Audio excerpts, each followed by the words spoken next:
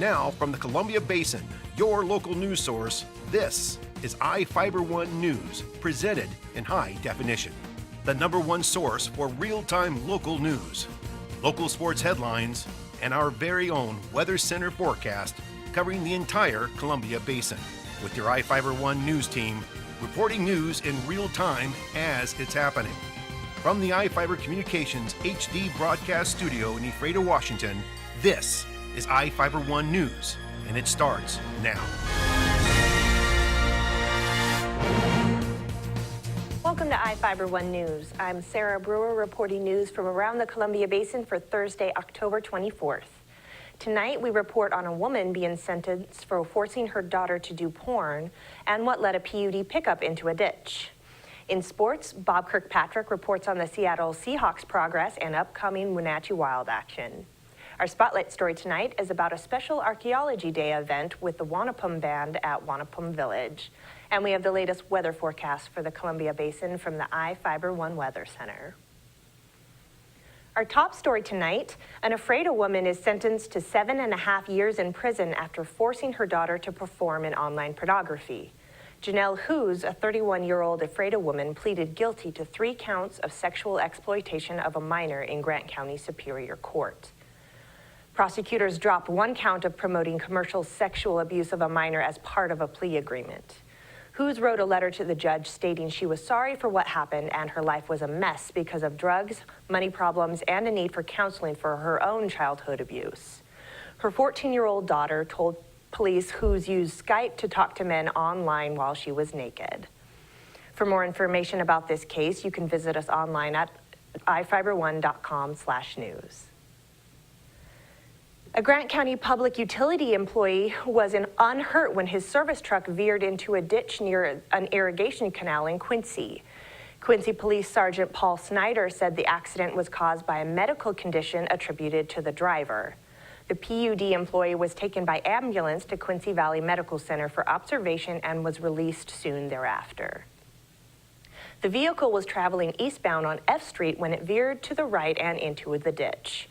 There was little or no damage to the vehicle after it slid and dug into soft dirt and came to rest on the top of the deep ditch.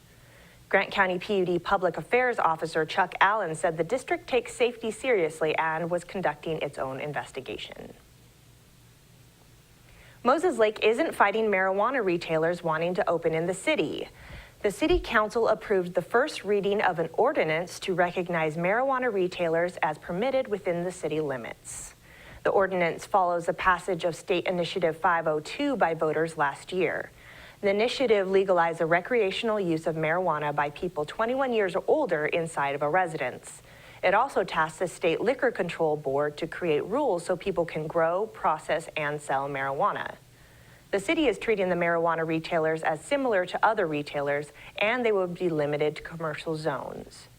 If you would like to read what some council members thought about it, visit us online at ifiber1.com/news. Pets are often treated like family members, and some dogs are used to help ranching in the Columbia Basin. Now people are worrying about a potential threat from dog treats. Here with the story is Vivian Huang and the Associated Press.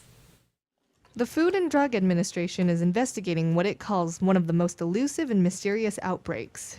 The federal agency has linked jerky treats for pets to illness in 3,600 dogs and 10 cats since 2007. The FDA encourages dog and cat owners for any information as they search for an exact cause of the illness. Things to watch for in the next really hours after they take it, they eat it, or even days after. Watch for vomiting, diarrhea, vomiting with blood, diarrhea with blood, or very mucousy diarrhea. And again, I'll see that for many other reasons, but that's a good reason to call your veterinarian anyway. But if you have fed a jerky treat recently and they develop those clinical signs, it's really important to keep the package, especially the lot number. That will help the FDA in their investigation.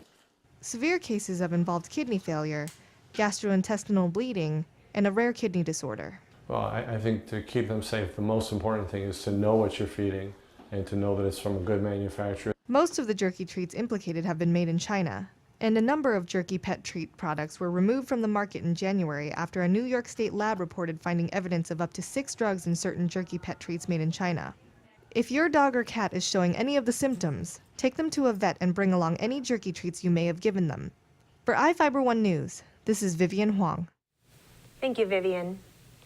Dense fog at Payne Field in Everett and at Seattle's Boeing Field forced 2 of Boeing's 4 Dreamlifters to divert to Grant County International Airport on Tuesday.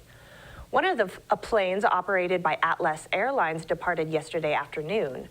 Port of Moses Lake security manager Greg Becken said the other was waiting on crew and took off later.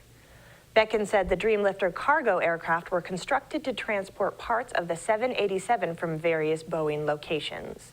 One plane flew in from South Carolina and the other from Japan.